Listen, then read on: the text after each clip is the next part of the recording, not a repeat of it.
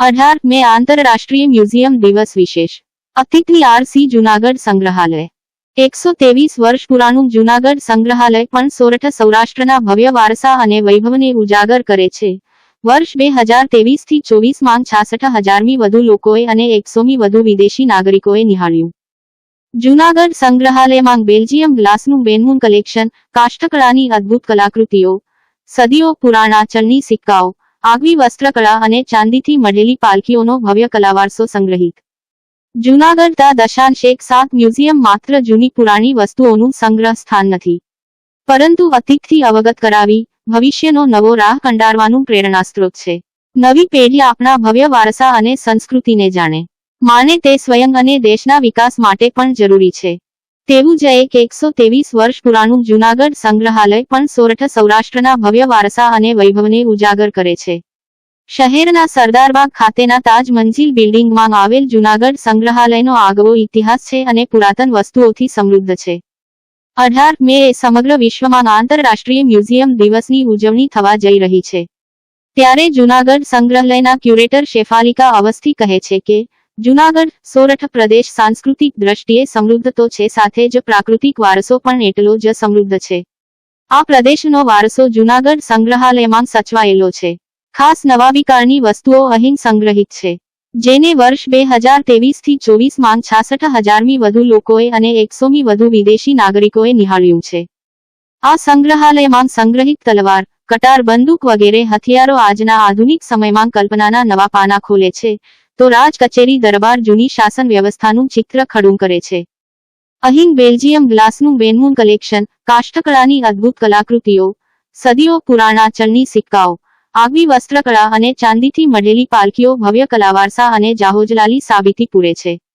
આ ઉપરાંત ઘણી બધી દુર્લભ વસ્તુઓ અને શિલ્પ અહીં જોવા મળે છે અને ઉત્ખનન દરમિયાન મળી આવેલા નમૂનાઓ પણ અહીં મૂકવામાં આવ્યા છે। શેફાલિકા અવસ્થી કહે છે કે આ સંગ્રહાલયો અનૌપચારિક શિક્ષણના કેન્દ્રો પણ છે। આ સંગ્રહાલયો આપણને આપણા મૂળ સાથે જોડી રાખે છે। જો તમે તમારા ભૂતકાળ ઇતિહાસને જાણતા સમજતા નથી, તો વર્તમાન સાથેનું અનુસંધાન અને કેવી રીતે ભવિષ્ય જોઈ વિચારી શકો। કોઈ પણ દેશના સાંસ્કૃતિક વારસાને જાણવામાં મ્યુઝિયમની ભૂમિકા રહેલી હોય છે। એક પ્રકારે સંગ્રહાલયો અતીતને સમજાવે છે, તેના આધારે ઉજ્જવળ ભવિષ્ય પર દ્રષ્ટિપાત થાય છે। ઉલ્લેખનીય છે કે વર્ષ 2024ના ઇન્ટરનેશનલ મ્યુઝિયમ ડેની શિક્ષણ અને સંશોધન માટે સંગ્રહાલયો થીમ પર ઉજવણી કરવામાં આવશે। જૂનાગઢ સંગ્રહાલયનું મૂળ તો આઝાદ ચોક ખાતેની હાલની સરકારી લાઇબ્રેરી સાથે જોડાયેલું છે।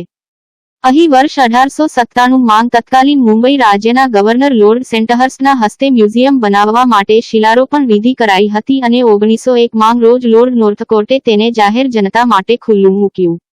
જૂનાગઢ સંગ્રહાલય તરીકે ઓળખાતું આ સંગ્રહાલયને સરદારબાગની તાજ મંજિલ તરીકે ઓળખાતી બિલ્ડિંગમાં સ્થળાંતર થયું।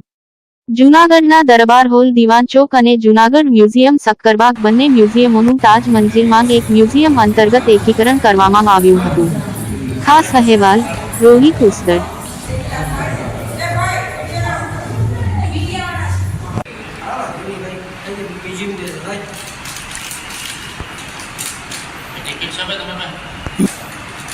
નીચે બતાવી દીધું।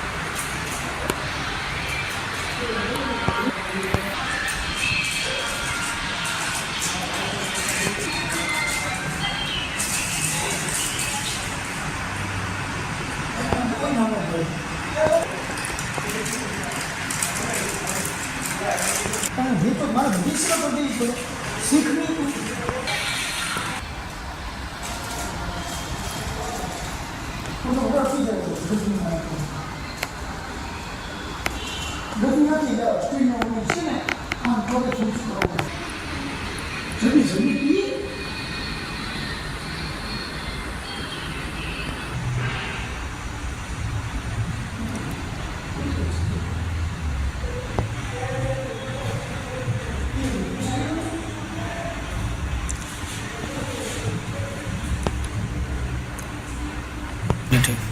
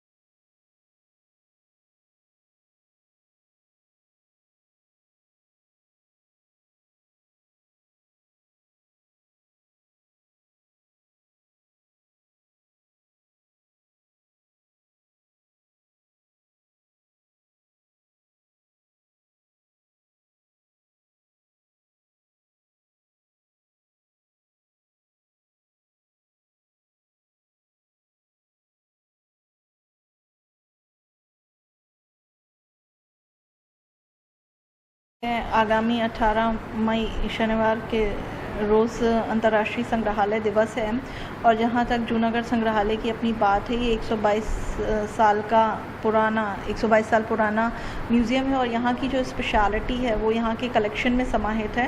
क्योंकि जूनागढ़ वैसे भी देखा जाए तो कल्चरल हेरिटेज के मामले में तो रिच है ही है, साथ ही नेचुरल हेरिटेज के मामले में भी बहुत ज़्यादा रिच है।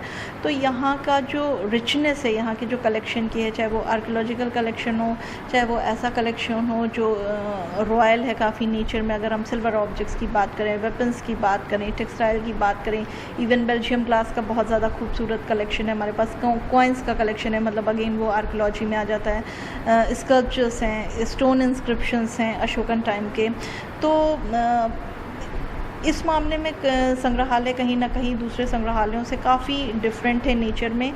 और दूसरा है कि रीजनल म्यूज़ियम है, एक तरह से अगर कहा जाए कि जो भी यहाँ पे ज़्यादातर जो चीज़ें यहाँ पे प्राप्त हैं वो इसी रीजन की हैं, चाहे वो स्कल्पचर्स हों, चाहे वो टेक्सटाइल हो, चाहे वो वेपन्स हों, या चाहे इंस्क्रिप्शंस की बात कर लें या चाहे कॉइन्स की बात कर लें।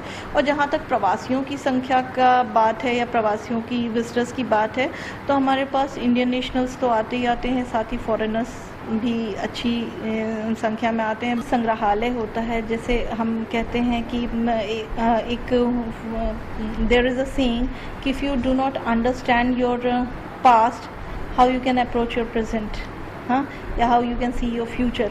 तो अगर आपको अपनी रूट्स के बारे में ही पता नहीं है तो आप कैसे भविष्य में आगे के बारे में सोच सकते हैं, उसको जान सकते हैं। तो जहाँ तक संग्रहालयों का विषय है, संग्रहालयों का किसी देश के कल्चर को जानने के लिए, किसी देश की संस्कृति को समझने के लिए, उसके हेरिटेज को जानने के लिए म्यूज़ियम्स का अपना बहुत इंपॉर्टेंट रोल होता है। क्योंकि वहाँ पे जो आर्टिफैक्ट्स होते हैं, चाहे वो टैंजिबल हेरिटेज हो, इवन इनटैंजिबल हेरिटेज के माध्यम से, भाषा के माध्यम से, संस्कृति के माध्यम से, लोकगीतों के माध्यम से, फूड हैबिट्स के माध्यम से, ड्रेसिंग सेंस के माध्यम से, तो एक तरह से देखा जाए जो म्यूज़ियम्स होते हैं वो टैंजिबल और इनटैंजिबल हेरिटेज का दोनों का स्वरूप होते हैं। और वो अपनी जो हेरिटेज है, अपनी विरासत है, उसे लोगों तक पहुंचाने में क्या हम थे, हम क्या हैं, इसके बारे में वो ज़्यादा से ज़्यादा लोगों को जानकारी देने में, उसके प्रति, उनके हेरिटेज के विषय में मतलब जागरूक करने का वो प्रयास करते हैं। तो किसी भी म्यूज़ियम में जा करके, अब जैसे ज़्यादातर लोगों का ये रहता है कि अगर हम किसी फॉरेन कंट्री में गए या किसी भी जगह पे जाते हैं तो लोग म्यूज़ियम्स को देखते हैं, क्योंकि अगर आपको किसी भी जगह को जानना है, किसी भी देश की संस्कृति को जानना है, तो museums are the best places to visit, क्योंकि वो वहाँ पे उस कल्चर को रखते हैं। तो अपने देश की संस्कृति को आगे बढ़ाने के लिए, अपने देश की संस्कृति को जानने के लिए, हेरिटेज को जानने के लिए म्यूज़ियम्स का बहुत महत्वपूर्ण योगदान है। और दूसरी चीज़ ये है कि museums they are the centres of informal education. મારું નામ જીનલ છે, હું મારી ફેમિલી સાથે અહીંયા આવેલ છું જૂનાગઢ મ્યુઝિયમમાં, અને એ છે આ ઇન્ડિયન કલ્ચર રિપ્રેઝન્ટ કરે છે અને ઘણી બધી સારી એવી વસ્તુ છે, જેમ કે પહેલાંનું જે કોતર કામ છે, જે રાજ દરબારના જે અમુક પિક્ચર્સ છે નવાબોના, ઘણી બધી સારી એવી જોવાલાયક, અને કોઈન છે, એ બધું ઘણું બધું રિપ્રેઝન્ટ કરે છે અને ઘણું બધું આપણને કલ્ચર વિશે બી, ઇન્ડિયન કલ્ચર વિશે બી નોલેજ આપે છે. મારું નામ જય કુકડિયા છે. આજે અમે બધા ફેમિલી સાથે આવ્યા છે. અહીંયાનું બહુ પહેલાં ફેમસ સાંભળેલું કે મ્યુઝિયમ વિશે રાજા રજવાડાનું બધું અત્યારથી માંડીને બધી વસ્તુ રાખેલું છે, એટલે આજે અમે બધું વિઝિટ કર્યું પણ બહુ ખુશ થયા કે જે ફેમિલીને બધા અને અમારા જે બધા સાથે આવ્યા છે એમને જોયું એટલે ખ્યાલ આવ્યું કે પહેલાંના ટાઈમમાં કેટલી બધી વસ્તુ, નકશી કલા કે કેટલું બધાનું મહત્ત્વ હતું અને કેટલું સરસ રીતે બધું પ્રિઝર્વ કર્યું છે. અને સાથે સાથે જોઈએ તો એટલું કે ચલણ આપણે કેવું હતું કે જે એટલું ફાસ્ટ મૂવિંગ, આપણે જે લાઈવ ટીવીમાં કે એમાં જોતા હોય પણ આજે લાઈવ જોયું તો એનું અલગ જ એક લાગે કે આપણે, અને જેટલું કામ ને બધું જે રાજા રજવાડા આપણે માણસો જે કરાવતા, જેટલું નકશી કામ કે એ બધું, એટલે ખરેખર એમ કહેવું પડે કે બહુ સરસ છે. અત્યારની પેઢીને જે જનરેશનને જે બધું બતાવી રહ્યું છે તો ખ્યાલ આવે કે કઈ રીતનું બધું હતું ને એ બધું સરસ. અમે બહુ મજા આવી અને ખરેખર અમે બીજાને પણ રેકમેન્ડ કરશું કે જુનાગઢ આવે તો ખરેખર જોવે અને ખરેખર માણવા જેવી જગ્યા છે અને ખ્યાલ આવે ને કે સરસ કેવું છે આપણો વારસો ને બધું હતું સાથે. Thank you. મારું નામ શિલ્પા રાઘવાણી છે. હું ગાંધીનગરથી આવી છું. અમે આજે આ મ્યુઝિયમની મુલાકાત લીધી, ખૂબ જ સરસ લાગ્યું. જે મેં મારા બ્રધર અને સિસ્ટરને લઈને આવી છું. વર્ષો પહેલાં મ્યુઝિયમ જોયેલું છે ઘણા બધા જોવાલાયક સ્થળોમાં, પણ આ ચોખ્ખા એવું નહોતું કે આજે તો જોઈએ જ લઈએ. અને આની મુલાકાત લીધા પછી ખબર પડી કે ના, ખરેખર બહુ જ સરસ છે. રાજાઓ કેવી રીતે રહેતા, એની વસ્તુઓ, કયા કયા હથિયારો વાપરતા, આ બધી વસ્તુઓથી અને એના કામોથી આપણે વાકેફ થઈએ. બાળકોને પણ એના વિશે થોડુંક અવગત કરાવીએ કે હવે પહેલાંના જમાનામાં કેવી રીતે રાજાઓ રહેતા, કેવી રીતે કાર્ય કરતા, એની વસ્તુઓ કેવી હતી, કેવી રીતે શું કામ કરતા, બધા વિશે ઘણી બધી આપણે માહિતી મળે છે.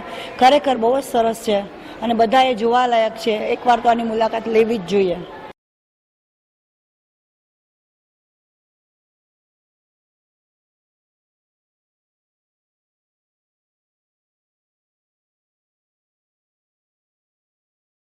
જૂનાગઢ અક્ષર જ્વેલર્સના મેનેજર વિરુદ્ધ ફરિયાદ. 91 લાખના કાચા સોનાની હેરાફેરી કર્યાની ફરિયાદ. સોફ્ટવેરમાં ખોટી એન્ટ્રીઓ કરી ગોલમાલ કર્યાની ફરિયાદ દાખલ. મયુર વાઘેલા વિરુદ્ધ પોલીસ ફરિયાદ દાખલ. એ ડિવિઝન પોલીસ મથકમાં ફરિયાદ દાખલ. વધુ તપાસ હાથ ધરાઈ.